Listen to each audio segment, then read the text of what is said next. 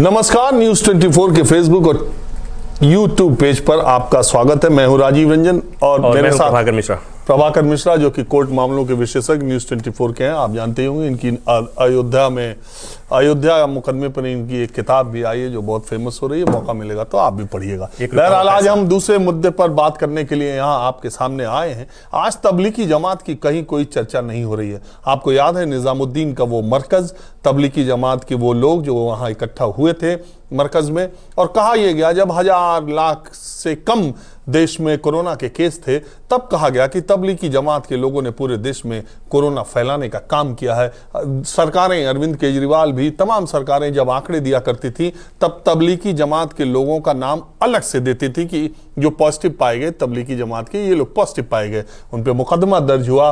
और दिल्ली की एक अदालत ने कल ही 14 देशों के वो जो विदेशी तबलीगी जमात के लोग थे जो मरकज में आए थे उन लोगों को बाइज्जत बरी किया। उनको कोर्ट ने कहा कि कोरोना फैलाने का कोई आरोप इन पर सिद्ध नहीं होता है, और वहां निजामुद्दीन थाने के जो एसएचओ हैं उनको लताड़ लगाई। और लेकिन इस खबर की कहीं कोई चर्चा नहीं है। आपने किसी टीवी चैनल पर डिबेट भी नहीं सुनी होगी, और हमने भी जितना देखा उसमें किसी चैनल पर दिखाई नहीं दिया।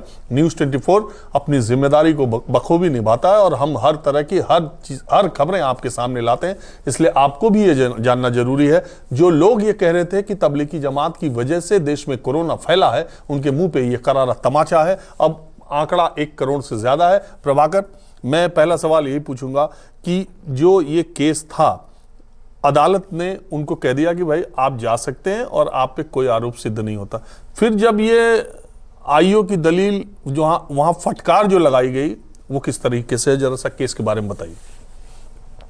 राजीव जी, एक एक आदमी को याद है, और जो लोग बैठे हुए हैं स्टूडियो में डिस्कशन नहीं हो रहा था, प्रत्येक हाउस होल्ड में, घर घर में प्रत्येक सदस्य इस बात पर चर्चा कर रहा था कि देश में कोरोना की बीमारी फैली है, महामारी फैली है, तो उसके लिए एकमात्र एक संस्था जिम्मेवार है, वो तबलीगी जमात। और निजामुद्दीन ऐसे लग रहा था कि चाइना से नहीं आया है, वो निजामुद्दीन के उस मरकज से आया है। और अफरा तफरी में आरोप तय किए गए, कोर्ट में चार्जशीट फाइल की गई, अदालत, निचली अदालत में मामला गया। वो जाना चाहते थे विदेश, वो विदेश जाना चाहते थे और उन्हें नहीं जाने दिया गया। कोर्ट में बार बार ये कोई आरोप जब साबित नहीं कर पा रहे थे निचली अदालत में, सुप्रीम कोर्ट तक मामला गया था राजीव जी। सुप्रीम कोर्ट में मामला गया, सुप्रीम कोर्ट ने कहा कि भाई इन्हें आप वापस जाने दीजिए। सरकार को कहना पड़ा, पुलिस को ये कहना पड़ा कि हम वापस तो जाने देंगे लेकिन कुछ औपचारिकताएं हैं। और अब जब निचली अदालत ने एकदम से फटकार लगाई, ये कहा कि भाई न कोई परेड हुआ, न कोई जांच हुई, आपने किस आधार पर इन्हें कह दिया कि 2500 में इतने विदेशी थे। पहली बात। दूसरी बात एक बड़ी रोचक है जो आपने चर्चा भी किया कि जब उस समय आंकड़े आ रहे थे, तो मैं केंद्रीय एजेंसी की बात नहीं कर रहा हूं, मैं दिल्ली पुलिस की बात नहीं कर रहा हूं।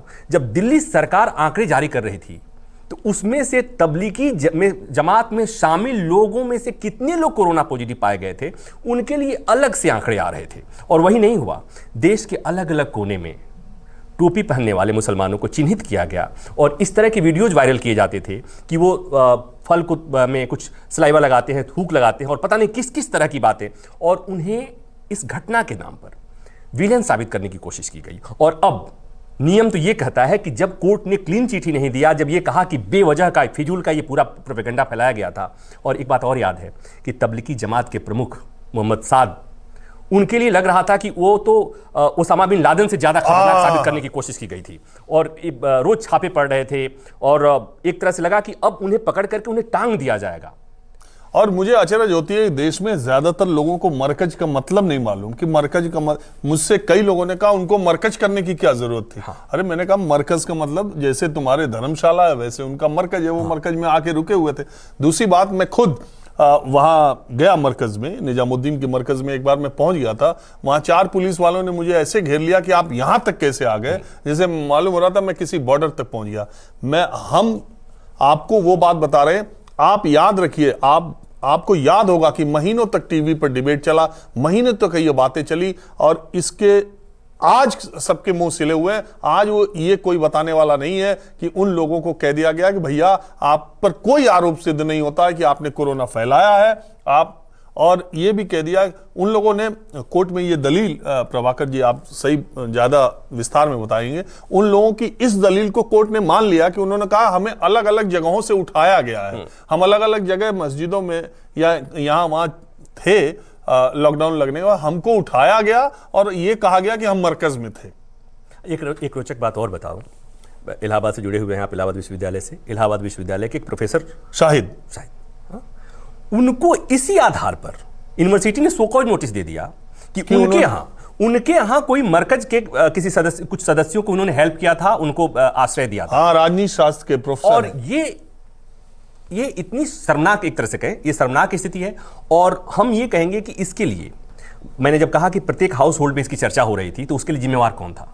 शाम के और दिन भर टेलीविजन चैनल में यही खबरें चल रही थी, दिन भर यही चल रही थी, और लोगों ने, घरों में बैठे हुए लोगों ने कर दिया कि भाई देश ने सत्यानाश हो गया, ये कोरोना की महामारी के लिए एकमात्र ये तबलीगी जमात के सदस्य जिम्मेवार हैं। और तबलीगी और मरकज के नाम पर देश में जितने मुसलमान हैं, वो चाहे बिहार के पूर्णिया की बात हो या भागलपुर की बात हो या इलाहाबाद की बात हो या कहीं की बात हो, सबको आतंकी खलनायक घोषित करने की कोशिश हुई। और आज नियम यह कहता है कि जब कोर्ट ने इस तरह की बात कही है तो सब जगह एक चर्चा होती, और कम से कम न्यूज चैनल वालों को तो ये बात खबर दिखानी चाहिए थी कि ये गलती। हमें उम्मीद है, आप जो दर्शक हमको देख रहे होंगे, हमें उम्मीद है, और शायद आप खंगाल भी लीजिएगा सोशल मीडिया प्लेटफॉर्म पर भी या किसी पर भी, न्यूज़ 24 के अलावा शायद इस मसले पर आपको चर्चा करते कोई पत्रकार और कोई चैनल, कोई प्लेटफॉर्म आपको नहीं मिलेगा। हमारा मकसद इधर उधर की बात करना नहीं है, हम वो रिपोर्ट करते हैं जो सच है। हम अदालत की बात कर रहे हैं, हम अदालत ने जो कहा है, इसीलिए तमाम मुद्दे, तमाम विवाद, तमाम चीजें जब सामने आती है, हम बार बार आपसे ये अपील करते हैं कि जब तक वो कानून तौला न जा सके, जब तक फैसला आ न जाए, जब तक अदालत उस पर फैसला न करे, तब तक आप अपना कोई विचार न बनाया कीजिए। आपको याद होगा कि अयोध्या केस के दौरान हम और प्रभाकर मिश्रा 40 दिनों तक लगातार कार्रवाई को आपके सामने देते रहते थे, दोनों पक्षों की बात जो दलीलें देते थे, उसी को प्रभाकर मिश्रा ने एक किताब में कलमबंद भी किया है। तो आज इस चर्चा में बस इतना ही, लेकिन इतना याद रखिए कि अगर आपने भी तबलीगी जमात और मरकज को लेकर के अपने मन में दुर्भावनाएं पाली थी, तो 2 मिनट आंख बंद करके आज थोड़ा विचार कीजिएगा किसी के बारे में अंतिम फैसला लेने से पहले। जल्दी थोड़ा हम लोगों को है, प्रभाकर को एक दूसरी डिबेट में स्टूडियो में जाना है। फिलहाल बस इतना ही। नमस्कार, मैं हूं मानक गुप्ता। अगर आपको हमारा ये वीडियो पसंद आया हो तो इसे लाइक और शेयर जरूर करें, और हाँ, हमें सब्सक्राइब और फॉलो करना ना भूलें, ताकि आप देश और दुनिया की कोई खबर मिस ना करें। तो जुड़े रहिए हमारे साथ और देखते रहिए न्यूज़ 24।